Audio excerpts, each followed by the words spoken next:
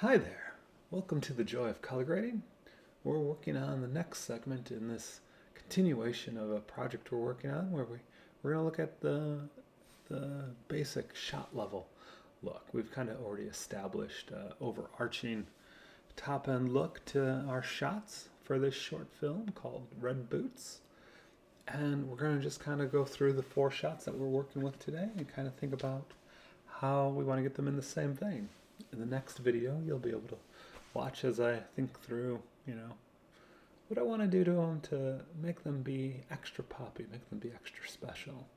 So let's talk about it. So picking up where we left off, we were just finishing up, kind of working on our top end development. We did some contrast, some density adjustments. You can just see here how we affected the image.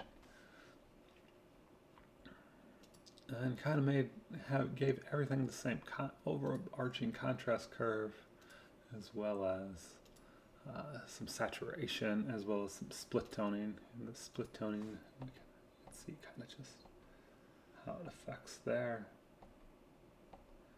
Yeah, it just gives it a nice little warm glow. But now we're going to move to the shot level and kind of think, wait, this shot over here is dark. And this one is, pretty much in the middle. There's a little brightness to the left-hand side of it over here. And then this one doesn't have much of it if we scrub through. Oh, there she is. So we're going to have some skin tone issues and things like that. Don't forget. And then here we got her silhouetted by blown out highlights. So it's like, yeah, do we want it to be that bright all around her? Or how do we want to address that? But we can talk a little bit more about that in the next segment when we think about sweetening the shots for the story. But yeah, let's just pop down. We're going to go from the top of our node tree all the way to the bottom. And here we just have our exposure. If we go here, they're all the same. Our exposure, our contrast, and our color balance. These two are in, if you go gamma linear, right there, and then I am using DCTL for moderating my shot level saturations, just because it's, if you know what you're doing and how to do it, and there's ways to do it, and I'm not here really to teach you the basics. I'm just kind of doing it how I would do it. So when we think about that, once you have a base understanding of how the tools work and how things function, you can graduate to DCTLs. Like I wouldn't just jump to them and use them as a crutch. It's like never learning arithmetic and then wanting to just use a calculator, but the calculator gives you the wrong answer. And how are you supposed to know, right? Because you never learned how to do your own math. So whenever I introduce a new tool to my workflow or my work set, I really try to understand how would I do this, how would I do what it does without this tool, and so that I can fact check it. Anyways, we've got a couple minutes. Let's take a look at this shot, and we're just going to look at our levels. It is kind of sitting up high. We're going to just pop in. I won't come down here. Yeah, there we go. Now you can see what I'm doing.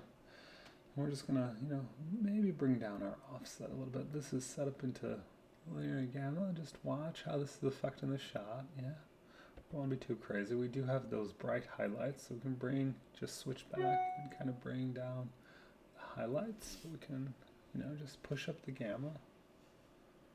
Just bring up the shadows at the same time we're bringing down the highlights. So we already brought down a notch. But yeah. That's looking nice. So then we can just jump over. We're just working through the shots. So this one is here. We're just being quick.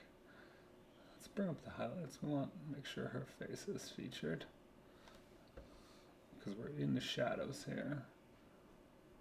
And there is my top end highlights. We want to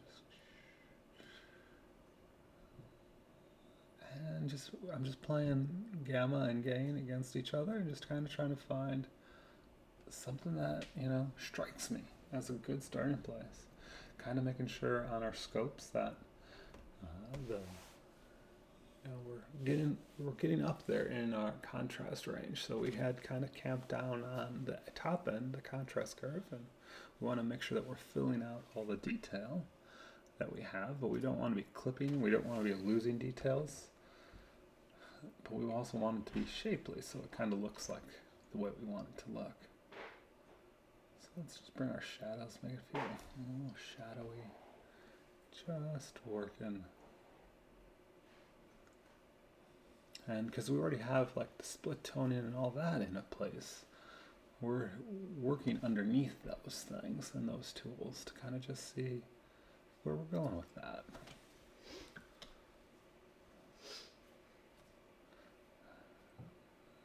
Yeah, let's start by kicking, you can always go crazy and just be like, whoa, where did I go with that? And then reset it and dial it back. We're just trying to get to that happy place where it just seems like that shot is exactly what we would want. So yeah. Now we got some good contrast pop with that. We don't want to go too dark.